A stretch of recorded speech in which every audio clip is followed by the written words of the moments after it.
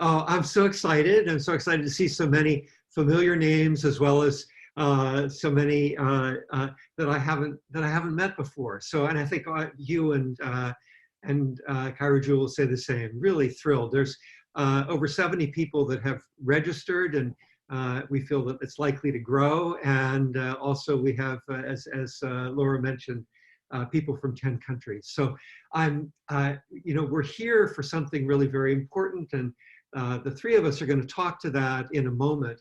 And I think you can feel it as well, that this question about the broader world and then the inner world, and bringing the whole world together, bringing it together in engagement, really making a difference in the world, dealing with our sorrows and our concerns, dealing with bringing our excitements and our inspirations all into this one place. And the fact that we can do it all over the world is quite astonishing.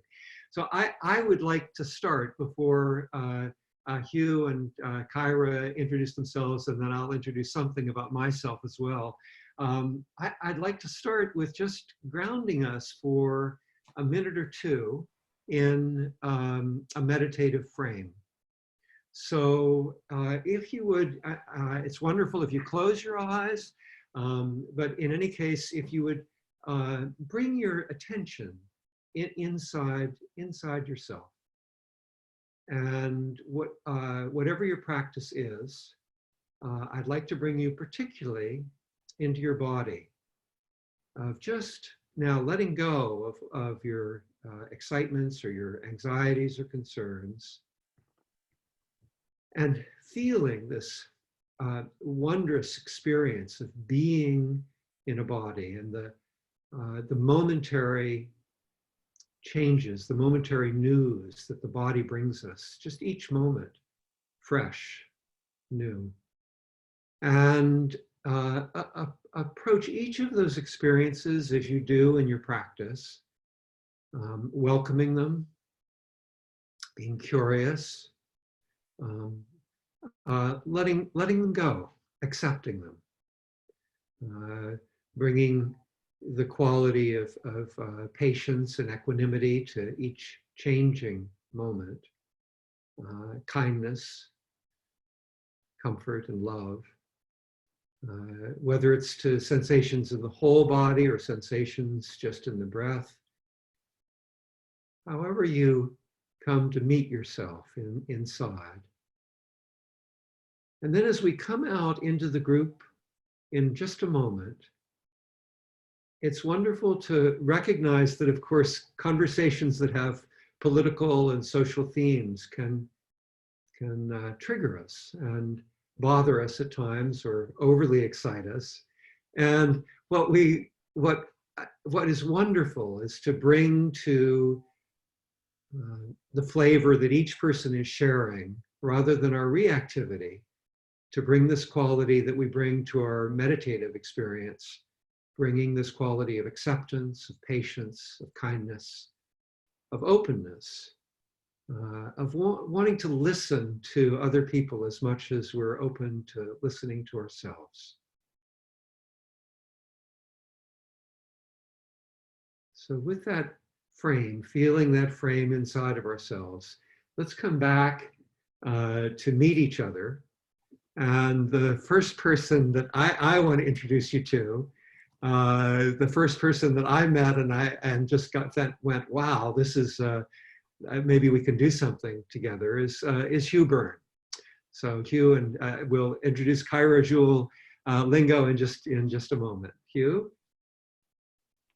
Thank you so much, George. And it's really a delight and a pleasure to be in this space together. It's wonderful that the technology allows this, and all over the world, and people from all different backgrounds and, you know, many different reasons, I'm sure, for coming to this into this space. You know, that we know, I think, that there's a lot that's going on that's really challenging wherever we are, you know, in this time. You know, climate change affecting everyone, no matter what country you're living in, and then all of the specifics, whether you're living in the US or China or Australia or wherever it is. And so I really want to welcome everybody, and would wish that everybody felt safe and welcome in this space. I just want to share a few reflections on what brought me to being here with all of us together. I was born and raised in London from an Irish Catholic family. And some of the main things I think that kind of brought me in this direction is from an early age, I was very I was very concerned, I think, about social justice and equality and fairness and how people are treated. And that has always, I mean, at least from a very early age, been a kind of a strong motivator to me. I've also been, interested in trying to understand, why things happen and why the world is as it is. And in the UK, I went to university, college to study law, and I ended up teaching law for a while there. But I always felt there was something underneath it that was kind of, driving it. It wasn't, and I love a quote from the French poet and writer Anatole France. He says, "The law in its majestic equality forbids the rich and the poor alike from sleeping under bridges, begging in the streets, and stealing bread." So I kind of went from the law and wanted to kind of know what was going on underneath it, behind it, and all of that. And for reasons which I won't go into here, much more family reasons and personal reasons, I found myself moving to the US from the UK. And I've lived here for a number of decades. And, what my journey took me to Southern California, and I went to do a program originally in African studies, but then into political science, a doctoral program. And I was really interested in that, in kind of society and government and politics, which I never thought of as a dirty word, but really about how we organize ourselves and how we work together and live together in the world. And so I studied, but at the same time, a lot was going on around me. And in that time, it was people, thousands and tens of thousands of people coming up from Central America with the wars down there, from El Salvador, from Guatemala, from other parts of the region, some from Nicaragua.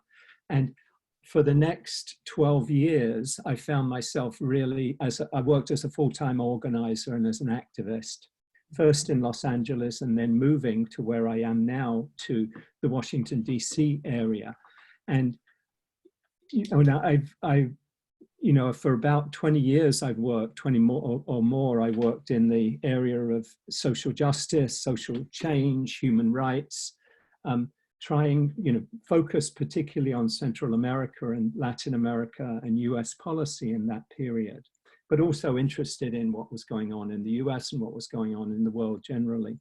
So those two strands, what happened was I was able to, at the end of when the wars were coming to an end in the early 1990s, was able to come back and finish off my PhD, which I was actually a study of what I'd been working on as an activist for the previous 12 years. So it was a really helpful thing to close the circle and bring together those two elements of being an activist, but also trying to understand and kind of study what was going on. So those two pieces were really important to me. And perhaps, even more important, in the late period of my activism, I encountered the teachings of, the wisdom teachings of the Dharma, of the Buddhist teachings. And those, for me, were transformative. And I've been practicing and studying for 30 years. I've been meditating and practicing mindfulness and the other skills of this path. And for the last 20 years, since 2000, I've been teaching. And so one of my main passions has been is to really bring these strands of my own life together, the activism, the wanting to engage with the suffering of the world, and the inner practices that George referred to of transforming our own hearts.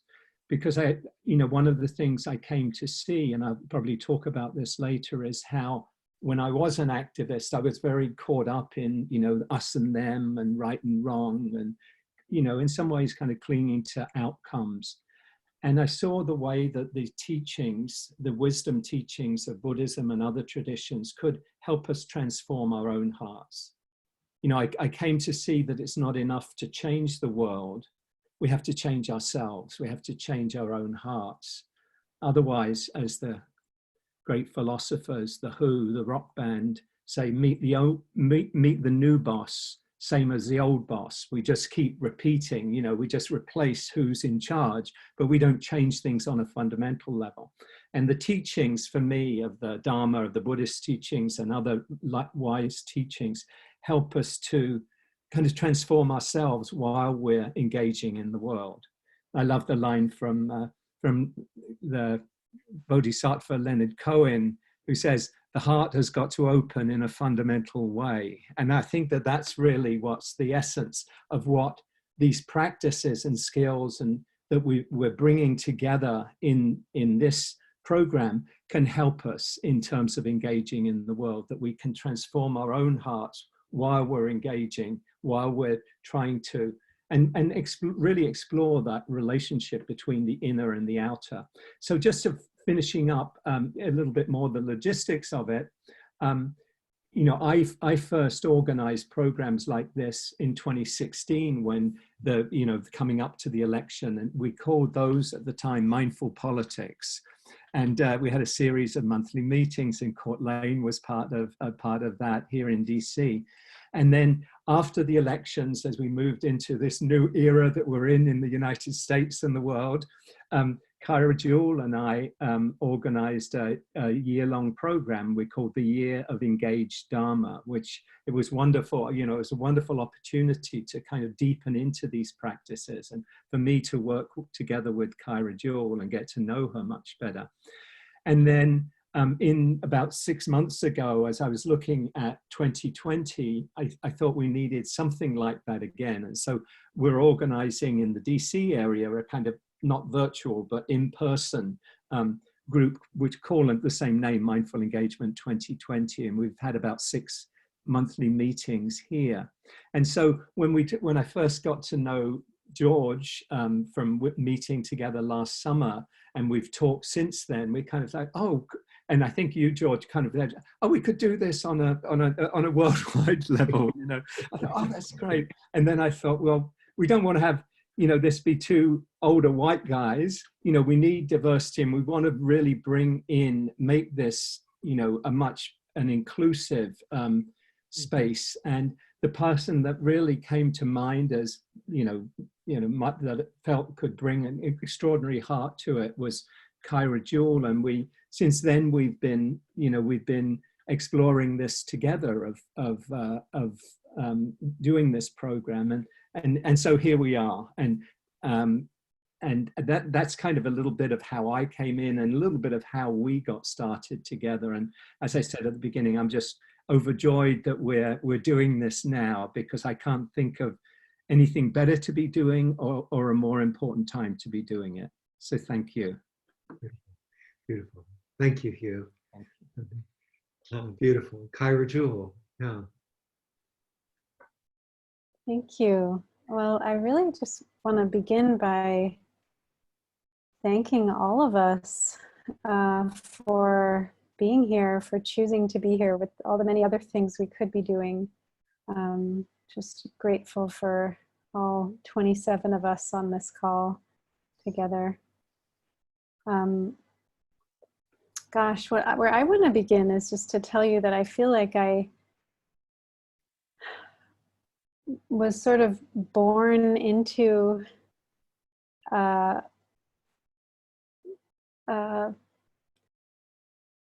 path of engagement. My parents decided to go against a lot of the norms of their day and create an interracial marriage. And after my father, who's white and from the South, from Texas, had spent several years working in the civil rights movement with Dr. King and the SCLC, and organizing white Southerners to support the civil rights movement. He and my mom met in Chicago. My mom's African American from the west side of Chicago. And, you know, they sacrificed a lot of comfort and safety and family connections to create an interracial family into which I was born. They also joined a community, a residential Christian, you know, it was basically engaged Christianity. It was a lay community that was doing human and village development in every time zone in the world. Bridges, schools, wells, bringing in healthcare, connecting with people in these places, whether it was inner city, you know, reservations, Native American reservations in the US, whether it was, you know, villages in Egypt, or, you know, places in Peru, getting people together to see what was it that they really wanted to do to best, you know, uplift their lives, and then trying to have them, the people themselves, spearhead this and bring in resources to help it happen. So this was what my childhood upbringing was, you know, living in Chicago, living in Nairobi, Kenya, being part of, you know, as a child, just absorbing people who were really passionate about bringing change into the world in a way that really respected fundamental humanity of each person. So I felt like, you know, other people who grew up in this community called themselves like child monks, and we kind of had, we were kind of brainwashed, but I had a very deep sense early on that I was supposed to be of service, and that my life wasn't just about me getting comfortable for myself. Although having then met the Buddhist path, I also see that it's very important to take good care of myself, as Hugh was mentioning about sort of this, you know, we go outward, but then that brings us back inwards, you know, there's this circle. So, so I found Buddhism as a young person right after college. I found Thich Nhat Hanh and the Plum Village community, and I ordained at age 25 as a nun. And I spent 15 years in the Plum Village community, which, you know, Thich Nhat Hanh is known, he's a Vietnamese Zen master. He's known to have really brought the understanding of engaged Buddhism to the world. And as a young monk, he was really contemplating how to renew Buddhism in Vietnam so that it would really respond to the needs of the time. So that was another stream after my parents, my ancestral, you know, Christian spiritual stream. Then there was this Buddhist engaged stream. So as I was being trained as a nun, we were, you know, hosting retreats for thousands of people. We were bringing groups of Israelis and Palestinians together in Plum Village so that they could listen deeply to each other and really hear the suffering in both sides and learn to see each other as you know, of the same family. And people in that area still practice together to this day in sanghas of both Palestinian and Israelis. We would lead retreats for police officers to help police officers in the US touch peace so that they could be more peaceful and more just in their work. We'd lead retreats for business people. We'd lead, you know, go into prisons. We would go, you know, I helped spearhead retreats for people of color to really be including and offering, giving access to the Dharma in ways that were really lacking.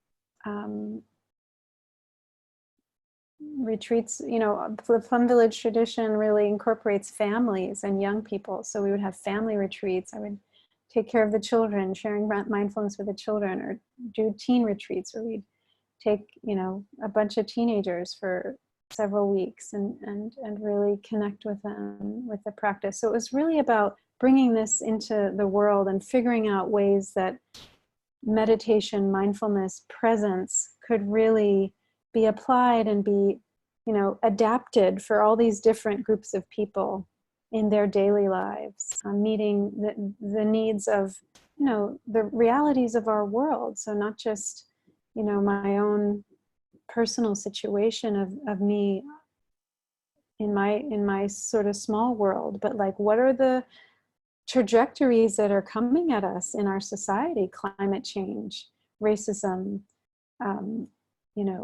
militarism, poverty, and inequality. Those were things that we were having to touch if we're going to be practicing and sharing the practice with all these different groups. So then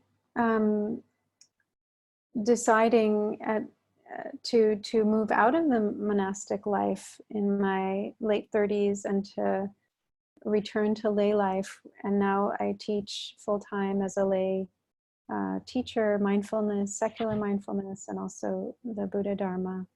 But again, just a very deep care for our world, for the planet, and how racial justice is very much connected to earth justice.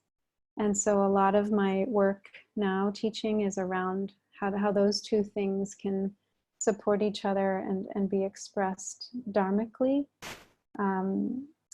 So, drawing on, 23 years of practice since 1997 and teaching since 2007 as a Dharma teacher. Really wanting to honor the moment that we're all in, that we are in a very crucial moment in the history of our species, that we've never had to deal with these issues before as a species, looking at, the potential destruction of our whole, global civilization within not too long a time if we don't figure out how to make some changes. And I feel like this series is about making those changes one person at a time, in terms of a collective awakening, that alone it's too overwhelming to sit with these questions and to try to digest the enormity of what's happening. Like one body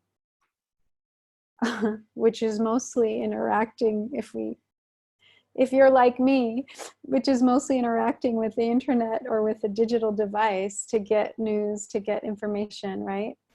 It's far too isolated. So coming together, even if we can't be body to body in person, at least, hearing each other, feeling each other heart to heart, caring together, so that we can spark a collective awakening, be part of a spark that's, of course, all over the globe, but needs to grow. We need more and more people to wake up to the fact that we can do something to shift things. And it does take, and the more we have an individual practice of knowing how to take good care of our minds, our hearts, our bodies, our emotions, to be there with our breath, the more that's really solid in each of us, the more we can really manifest what is needed to help, midwife ourselves into some other future than destruction.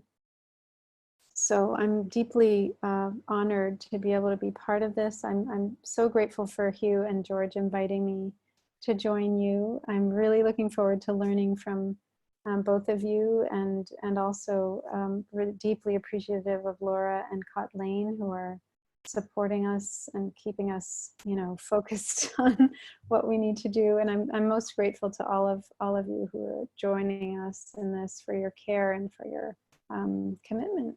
So I'm looking forward to what we might create together. Thank you. Great, thank you. Thank you, Kaira Jewel. So I'm noticing on our timing, it's actually time for meditation, but I probably should share something about myself and how I've come to this. And so it'll take a little bit of time, either out of the meditation or out of the the follow-up teacher conversation. I feel that I was born to practice, and I mean I have had experiences very early on that were really mindfulness experiences for me, and profound experiences. And so so for me, a lot of this is coming from practice. But the family, my family was from, we grew up on the edge of Appalachia, one of the poorest areas during both the Rust Belt era and during the Great Depression, one of the poorest areas in the country. And I remember going with my father to homes that didn't have running water, and with his pro bono work that he did. Hugh, he was also from a legal background. The family became passionate about saving the earth. We were in the midst of I forget what it was, strip mining. And so they were absolutely destroying the earth that we grew up around the Ohio River Valley. And so I grew up with part of that, just knowing that that was how we were supposed to be and supposed to react. I come from a family of brothers who've also been engaged in the world in that way. For me, I was mostly really active in the 60s, and then in the anti-war movement, the anti-nuke movement when Reagan came along, and then now I've become extremely active again. But my practice, I've practiced for 50 years, a serious practice, several hours a day of meditation. My professional life is one where I've helped people in the financial world discover and really listen to their clients, to what their client's dream of freedom really is, and then to help them deliver that into the world. So it's really, often it's very spiritual, often it's very practical. It's the mix of practical and spiritual. And I feel that that's really what we're about here as well. For the last 10 years, I've been writing a book, which is recognizing, just feeling that there was something deeply wrong in the politics and the economics of the world, and feeling that it was time to heal that wound, and eventually came at it from not looking at the darkness and healing that, but a visionary place of how do we create a golden civilization? How do we bring this profound inner wealth of kindness and grace and love out into the world, and meditation out into the world, when we see so much darkness all around us in the daily news and all of that. So how do we actually integrate those two has been a passion for me. And a methodology, I've introduced a methodology on how to do it. And it reminds me when Kaira Jewel was talking about going into communities and drawing out of those communities what their vision is of what the best community would be. That's really where my passion is how do we draw that out and then implement it, given the darkness that we see around us, and the autocratic instincts and the polarization, the tribalism. So how do we do that? So I'm very excited. When I met Hugh, I was excited that he had, he'd done all this work in the social justice arena and was continuing to be active and integrating it with mindfulness. And I thought, wow, let's do this globally, because everybody really wants a great world. There's nobody who really wants war. Nobody really wants corruption. Everybody wants kindness and love coming back to them when they meet other people. And so why don't we just make it happen? Let's inspire that. So that's really why I'm here, and what has brought me, I think. And so I think I'll end there and just say I'm really excited to be here. And what we're going to do now is go into a meditative place, back into the meditative place. Kaira Jewel is going to lead us in that. And then coming out of that, we'll talk more about what we think is at stake right now. Great. So Kaira Jewel. Yeah, thank you all. Shall I take a little less than 15 minutes just to check? That'd be great. Yeah. Okay, great. So I invite you to really, just before we change whatever we're doing right now, just feel your body in this moment and check in with yourself to inquire what's the best position for this, 10 to 12 minute practice. You might want to be seated, you might want to be lying. If you're tired, or if your back or whatever, just you'd like your body to be more at ease, feel free to lie down comfortably. If you want to be standing, feel free to stand. So there is no best position that you should be in. It's whatever your body most needs at this point. So really, I encourage you to listen to that and allow yourself to be as at ease as possible.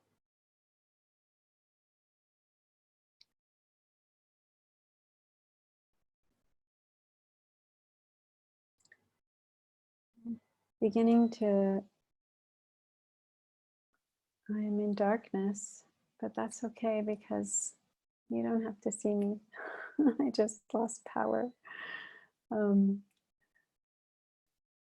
Begin to feel where your body is making contact with what you're sitting on, or standing on, or lying on.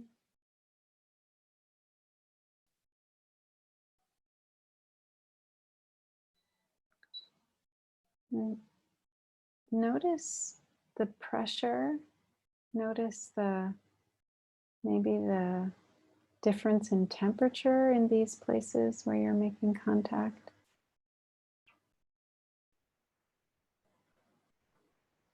And really feel the way the surface that you're on is supporting you and holding you.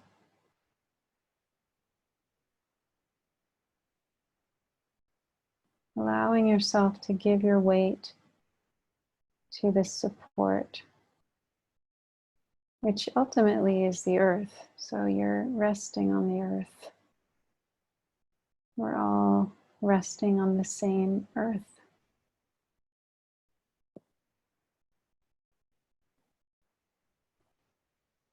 So let yourself feel that the earth is there for you, and that you don't have to do anything in this moment. You don't have to make anything happen or be anything. Especially, you don't have to be anything that you're not. You can just be who you are and let the earth hold you.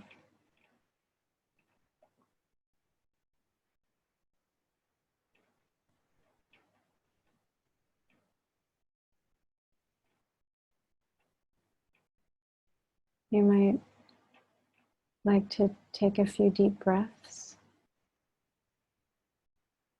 And as you exhale, really allow yourself to melt a little bit more into the support, to let go a little bit more. And to really let yourself receive in this moment. And receiving this fundamental care that the earth shows us every single day. By keeping us close to her through gravity, she doesn't let us float off into the atmosphere. Or this care that comes through the food that we're provided, the air that is just the right mixture of gases to keep us alive, and the waters, the 70% of earth being water on the surface of the earth is reflected in the 70% of water in our bodies. Just taking in this, receiving this sense of being gifted as we rest here.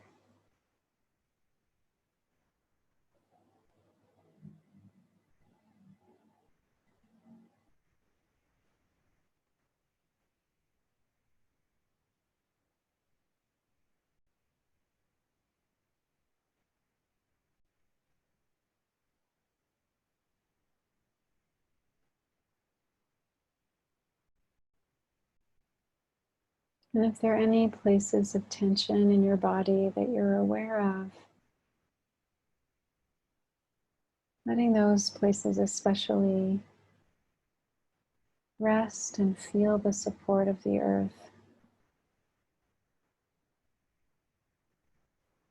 Perhaps with the exhale, seeing if any softening or opening wants to happen in these places of tension or pain.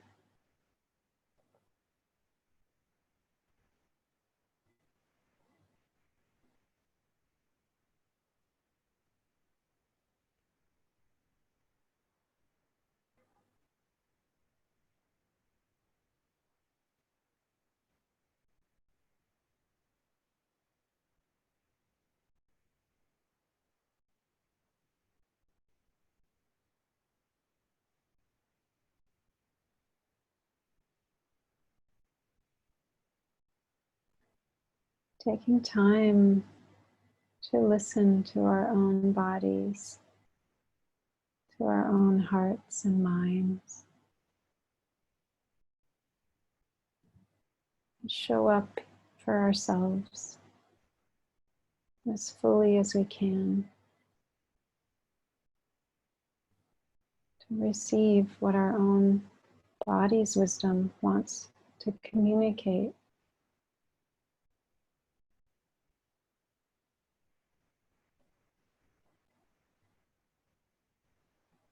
When we can be present for ourselves, listen to ourselves, come home to ourselves, that's when we're able to be present for others, to really respond to the needs around us. The two go hand in hand.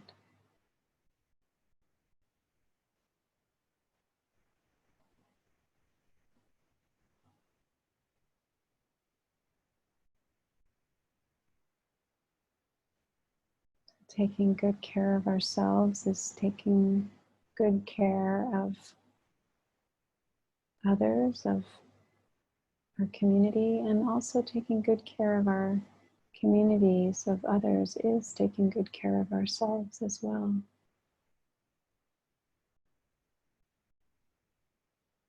As we breathe, just touching this sense of connection. We breathe in from that which is outside of us, we bring it into us, and then when we breathe out, we share that which is inside of us with the world around us. And there's a constant exchange. There's a constant communication. It's bringing in of the world into ourselves, and this bringing out with the out-breath from us into the world.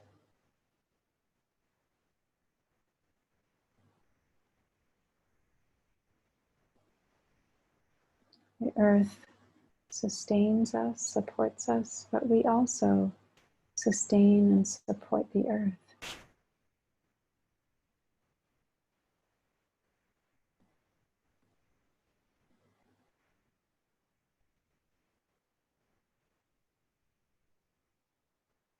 None of us is insignificant in this journey, in this unfolding.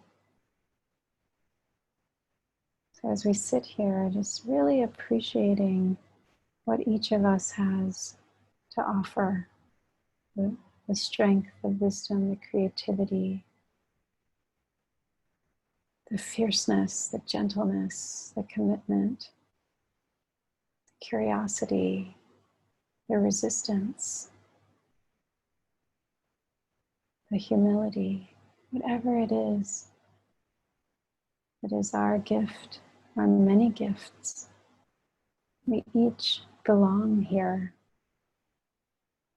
right where we are in this little patch of the planet.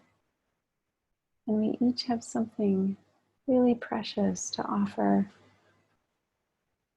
our whole world.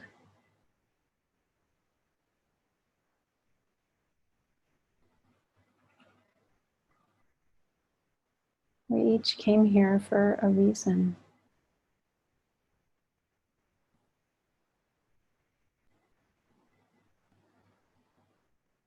Just touching into that aspiration that we might each have for what we want to bring to this work of mindful engagement, to this practice, to this exploration and play and creation.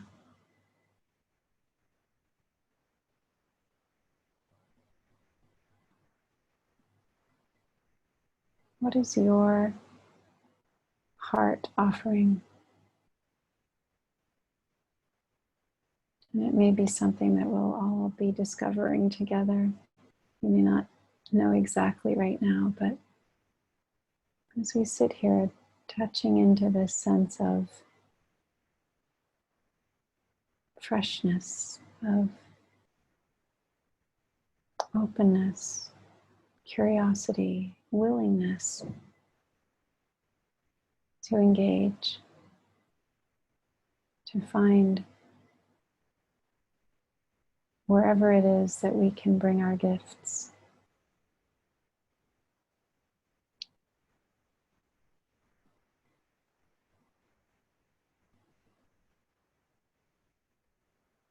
So we'll close just bringing to mind something you're grateful for in yourself, something you appreciate in yourself, that you know is good. Could even be something others have told you is good about you. And let that come to mind and let it settle in your heart or somewhere in your body that feels right.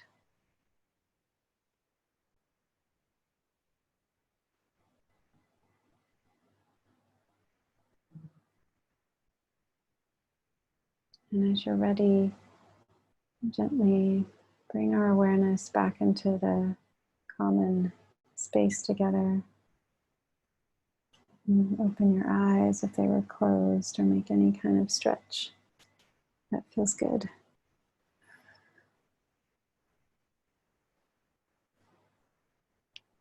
Thank you.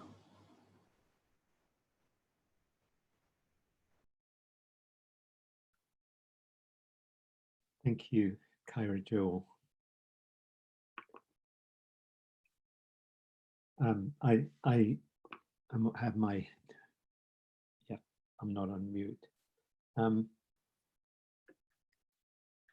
always find that when we make that shift out of the kind of the discursive mode in, you know, our thinking, and really drop in as Kaira Jewel invited us to do, that there's a really profound shift kind of takes place. I think we all feel it perhaps in different ways, but it's like we're dropping into another level of ourselves, our being, our consciousness. And, you know, I think we can kind of speak in a different way. We can engage in a different way, just coming from that, you know, as we drop in. And we're going to kind of shift back more into the, you know, more discussion and engaging in that way. But I'd invite you to, as we do this, as we kind of move into sharing, you know, we'll share a little bit over the next few minutes, and then we'll kind of open it up.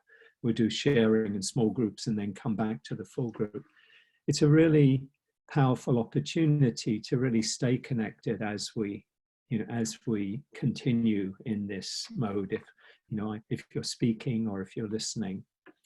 And that's kind of the invitation, just to see this practice of awareness, of mindfulness, as really not just being the formal kind of time we sit, but also really every moment of potentially of our days and our lives.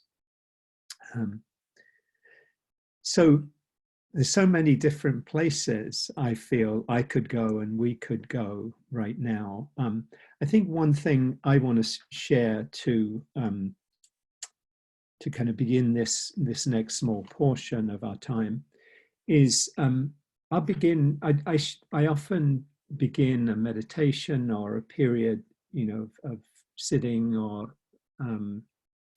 class, if I'm offering one, with a poem that really kind of brings me home to myself. And it's a very short poem by Martha Postlethwaite, an American teacher and poet.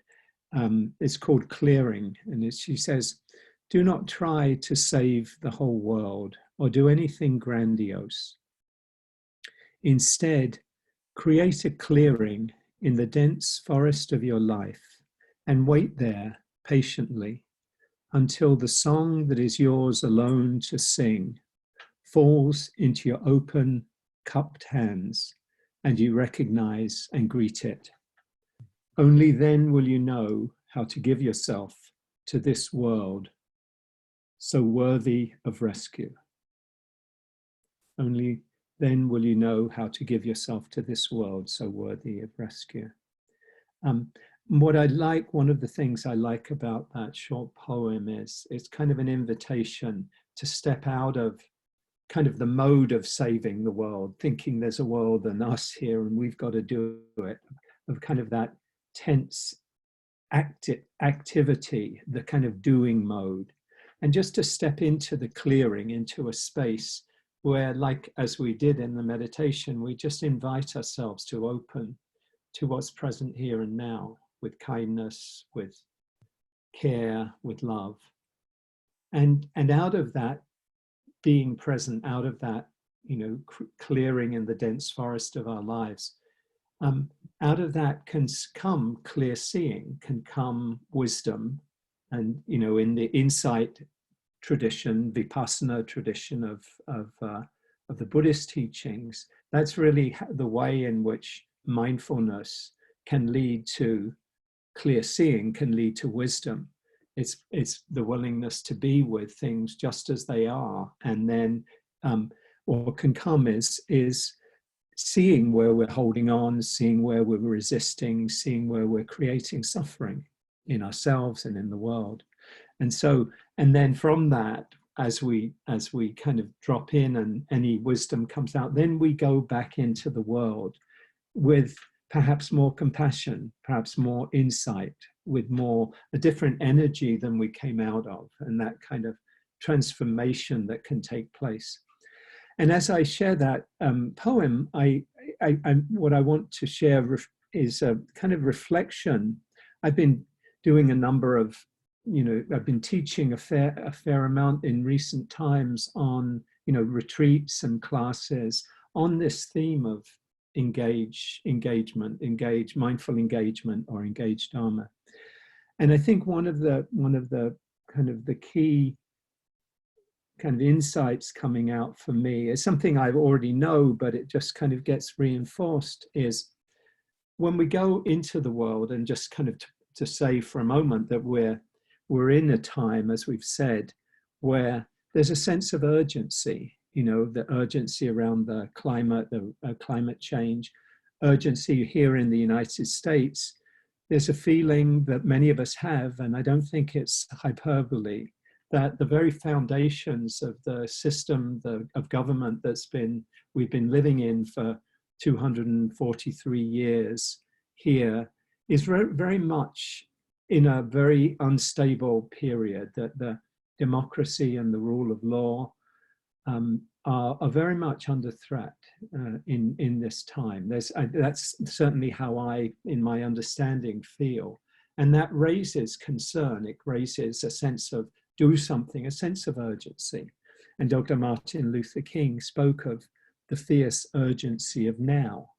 And I think we're living in a time where there is the fierce urgency of now. But if we come into our engagement with that fierce urgency, but it's coming from a place of fear, of anger, of unprocessed grief, then what we will inevitably bring into our engagement is more division, more suffering. When we create them out there, they're the bad people doing the bad things, and we're here, we're righteous, we're doing the right things, we're doing good things. Even if what we feel we're doing are good things, if we bring that energy of anger, of righteousness, of judgment into the world, we just create that, we perpetuate suffering, we perpetuate division. And there's no end to that unless we're able to, in my view, unless we're able to step out of it into awareness, bring compassion and kindness to ourselves and the other, whoever the other is. And so I find in these times more than ever, although it's the case all the time, that these practices are essential in these times. And when I say that, I don't mean a narrow sense of these practices, of any particular set of practices, but these wisdom practices, these practices of mindfulness and compassion and equanimity that we've been referring to are essential. Because if we don't have the tools, if you like, we don't have the resources to be able to engage in the world. We'll just be coming out of that fight or flight place. You know, it's not that we're bad people when we do that. It's just that we're in that energy field, if you like, that comes from evolution. You know, when we're in fear, then we go into a kind of tunnel vision. We're not able to see the bigger picture. We're not truly able to connect with ourselves and with others from the heart.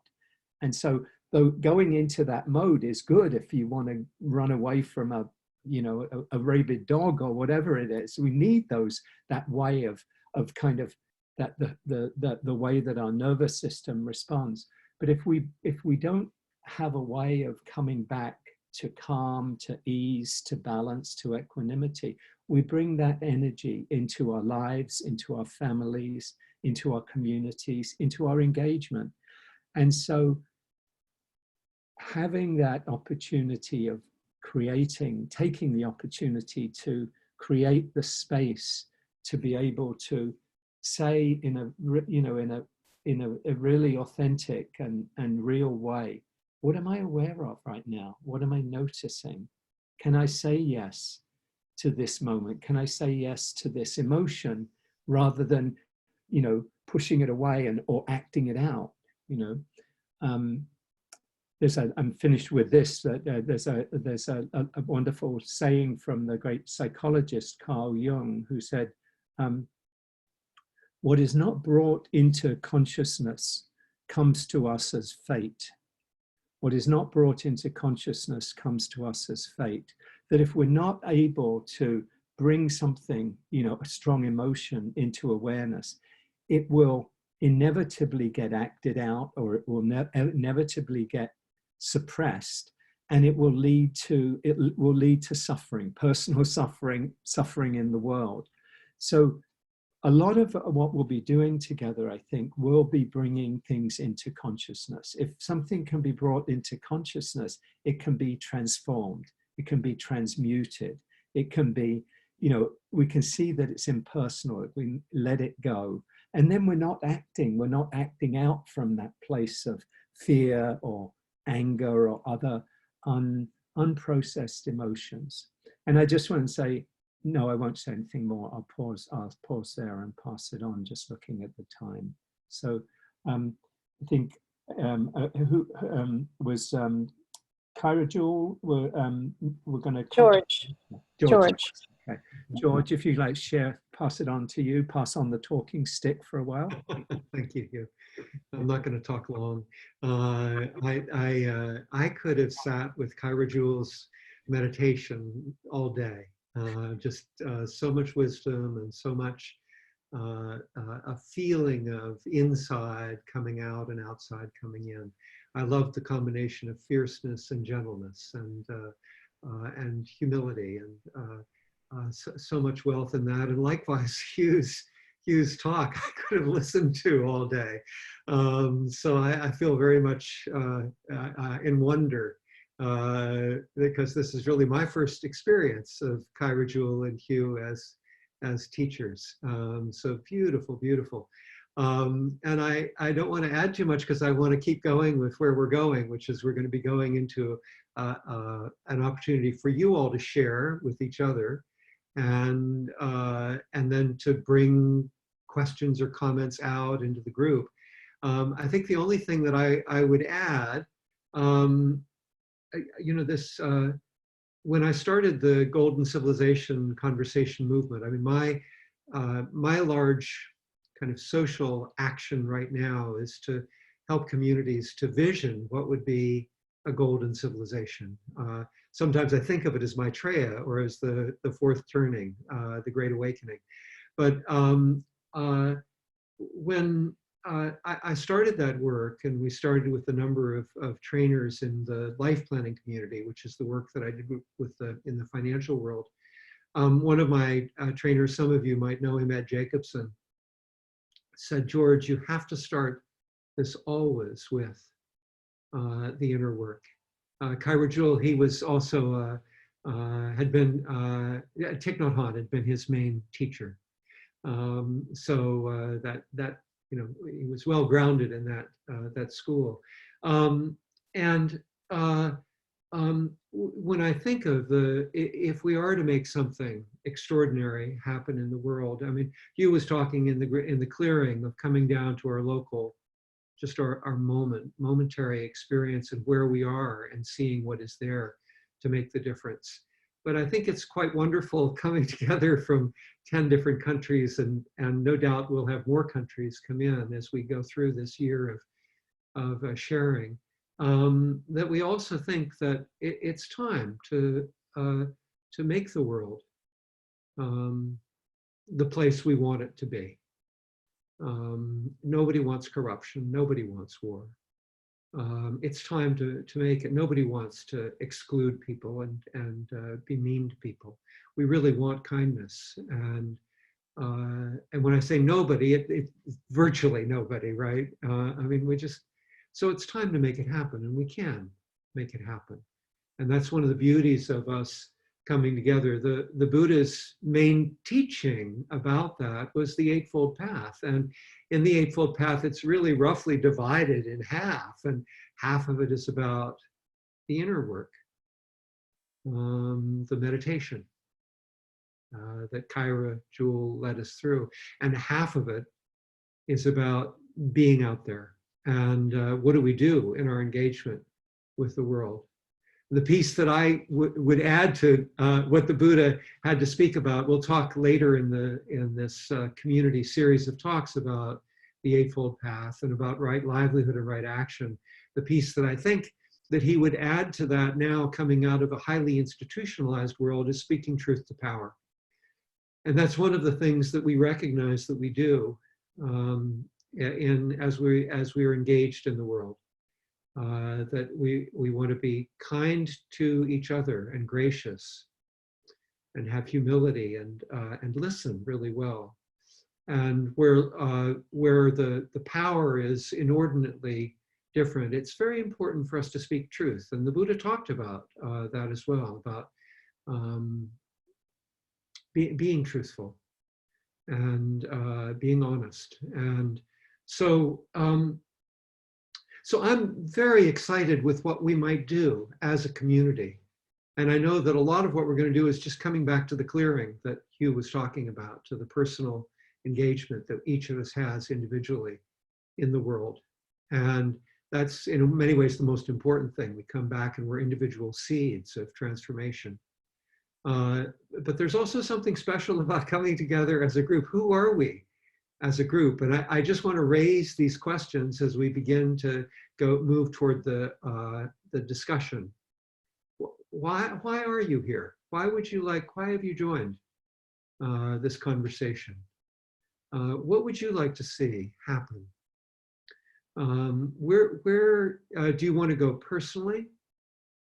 Where would you like to go collectively? What can we do? This is a beautiful gathering, a beautiful opportunity that has never happened in the history of the world before, that we can all gather from all over the world in a moment and begin to make a difference and actually vision who we want to be and make that real into the world. I want personally to support each of you in your individual ambition and your individual concern and care. And I want also to be very thoughtful about who we are as a group and what we might become and what we might do in this year and perhaps beyond. So I think with that notion, I want to hand it back to Kaira Jewel, who's going to facilitate this the conversation we're going to have with each other. Kaira Jewel. Yeah, thank you so much, George. I'm also really, really grateful to be hearing your sharings, you and Hugh, and really excited now for us to begin to hear from each other. You've heard a lot from us. So we're going to be breaking into groups, into breakout groups. It's another wonderful possibility that Zoom allows us to do.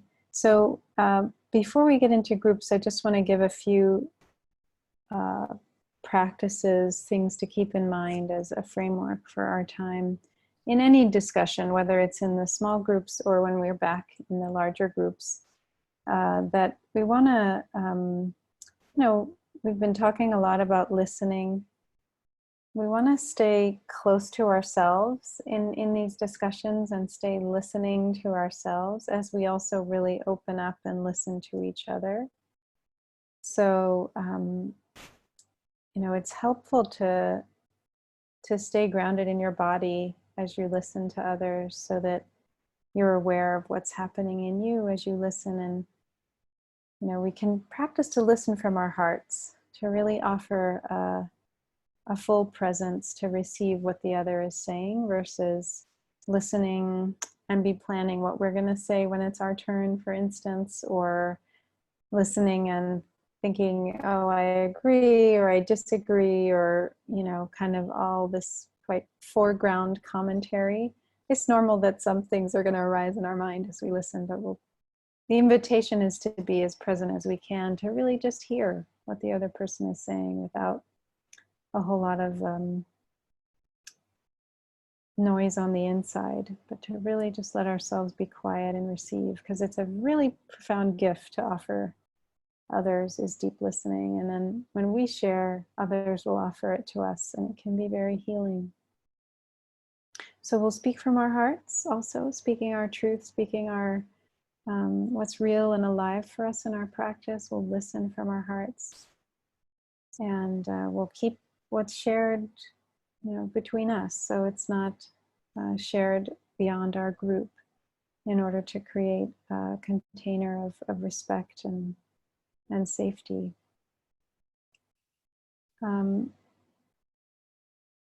So the prompt that George just gave is what we'll be speaking about. What has brought us here to this series, to this class.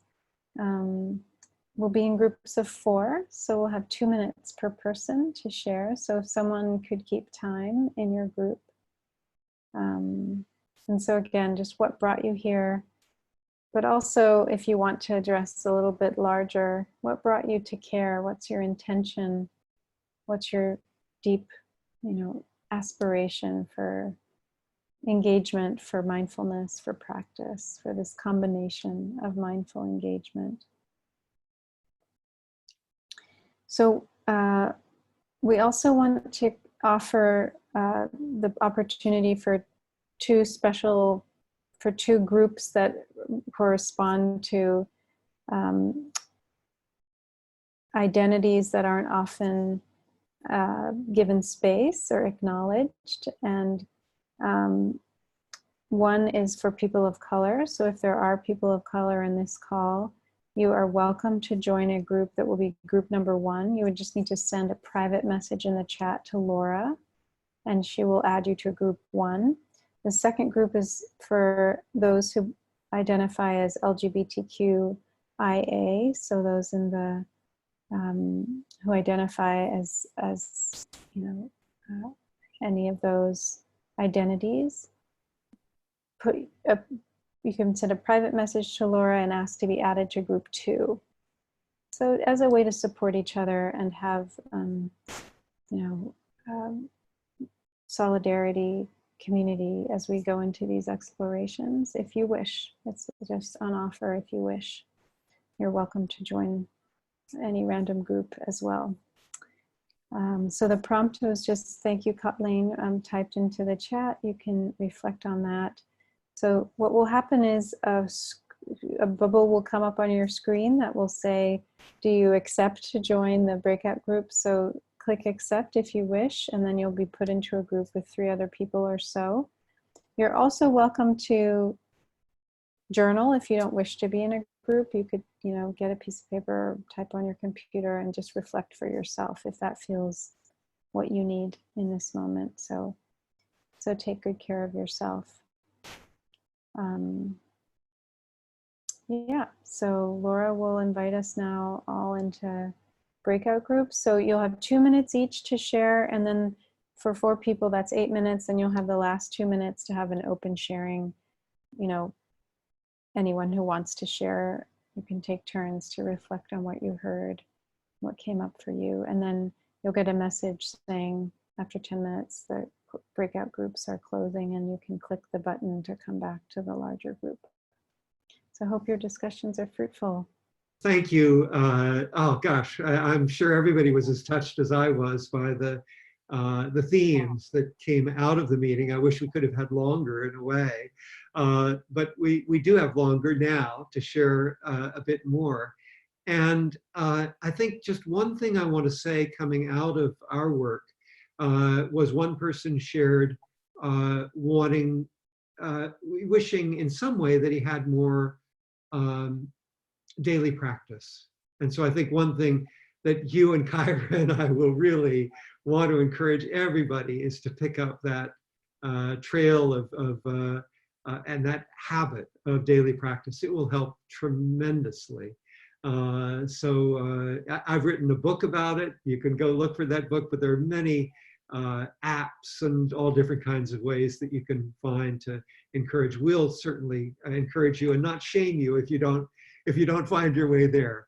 But what we'd love to do now is hear from you. You're free to share whatever you shared already, but in particular, I think questions or concerns. I know one person also shared a concern about the coronavirus, that there's going to be a lot of anxiety and fear that's going to be out there, that's going to overlay. And another person was raising the elections. And of course, we're all engaged in that as well. And how are those 2 themes overlying each other, and what does that mean for our practice? But if you want to go further with that, or any other themes that you have spoken to or not spoken to, what would anyone like to share?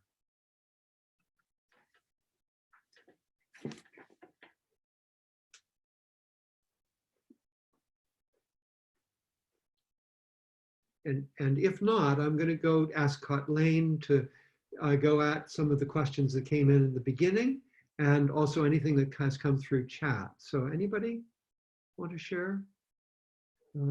Maybe Hugh or Kaira, anything you heard in your group that you feel would be useful to bring in? For just one thing, I mean, I'd shared just one person in the group I was in was just feeling how the current climate just feels at times overwhelming, and was actually kind of feeling, they were feeling kind of sick just with too much, and there was a kind of wanting to pull away, almost to escape, to shut down, and then at the same time knowing perhaps that that's not really what, at the deepest level, what the person wanted to do, and yet feeling like, well, what choices do I have in this situation? And clearly a lot of what we'll be doing over these months will be kind of practices and skills, and how do we do that? But I found it very, very, very powerful, that sharing on that. Wonderful. And I just want to add in what people shared coming in, someone said, if you're feeling hopelessness, in addition to practice, just keep in mind that getting active, get up and call, or canvass, or write, or register voters, or march, or protest, or vote. So there are things that we can get organized to do and do as well. Kaira Jewel. Yeah, I just want to add exactly on that note. There's a beautiful phrase from a wisdom teacher, Angeles Arian, who's deceased. She said, "Action absorbs anxiety." I love that. So exactly what George was just talking about. There are definitely, there are moments when we really just need to come home to ourselves and settle. But then we might find that there's a lot of anxiety when we do that. And that's because there's so much anxiety around us, right? There's this phrase in I think it's maybe the Lotus Sutra, but because the world is sick, I am sick. So we are a reflection of the world around us. So if we're absorbing, if we're being imbibing all this anxiety because of the way things are just ratcheting up in terms of intensity around us, action absorbs anxiety. So there are ways that we can settle ourselves, but then also get moving to bring what we really care about into the world. And it's just, we each just need to do it in our own little places. Like that's all we can do is bring it to where we are, into our relationships, into our gardens, into our streets, into the children in our, whatever, like our little area is where we can do it. And yeah, beautiful. Thank you. Can anyone want to contribute who contribute in the group as a whole before Kathleen comes up with things, or are we close? We're close to closing as well, to closing remarks. So I think Laura's suggesting that we move toward wrap up. So I think that makes sense. So George, I think I would invite us as we began, and as Kaira Jewel led us beautifully earlier on, take a couple of minutes to just kind of check inward again in a conscious way. Invite you to just notice, bring your attention inward, feel your body on your chair or whatever you're in contact with. Notice what's present right now. Notice your breathing.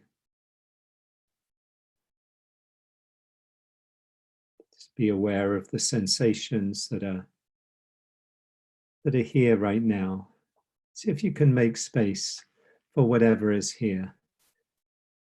It's easy to go into, I should be feeling this, or I shouldn't be feeling that. And just see if you can bring a kind attention to whatever's here right now, in the field, in the body, emotions, the mind states, thoughts. Maybe the mind is busy and active, or maybe it's more calm and settled. However it is, just see if you can notice that with kindness, with care. Say a couple of lines from another poem that I love a lot, from Dorothy Hunt. She says, "Peace is this moment without judgment.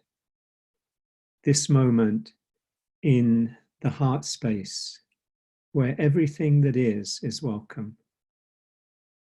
Peace is this moment without judgment.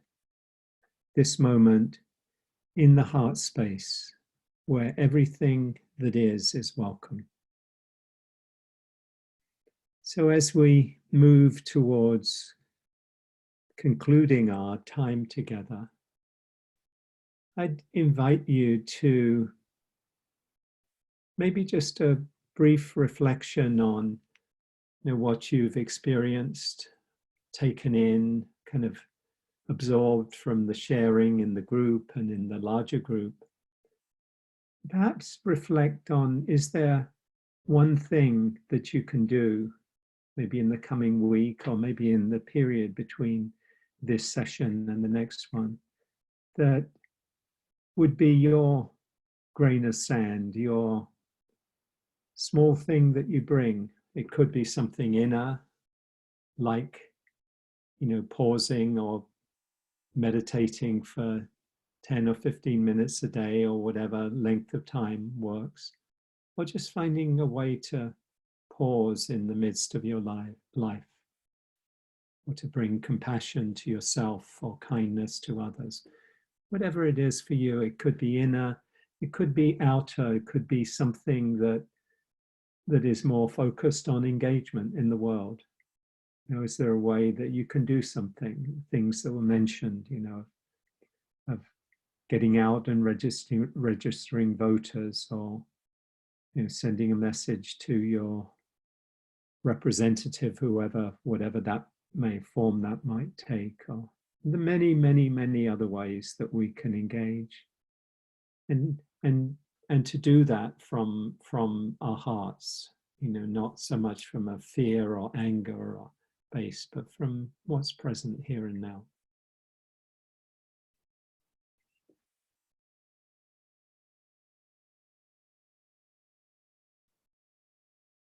And when you're ready, just invite your attention back. Appreciate all of the effort and the time that everyone has brought, and the kindness that each person has brought here, and feeling ourselves part of this field, which is obviously larger than those folks who are here, or even the folks that have registered. All this kind of caring and commitment, and wanting to wake up more, and just appreciating that, taking that in, perhaps, but taking in most of all the sense that we're not alone, that we're part of something much, much larger, of kind of this spirit of awakening. You could think of it as like a spiritual revolution, and that is happening and needs to happen. So thank you all. And if there's anything that Kaira Jewel or George want to add, or anything about the practicalities that we want to say before we all say goodbye to each other for a month. No. Kaira Jewel, do you want to add something? Just, go well. Thank you for being here. It's good to be with you. And the one piece that I would like to add is that already we're seeding, we're out into the world. Who knows how many hundreds of people will be meeting in some way. And that 70 people registered for this. So many will also come to what we've shared and take from what we've shared out into the world as well. So we're a much larger group than we look like, just amongst the few of us that are here. So thank you so much for this wonderful beginning. I look forward greatly to what comes next.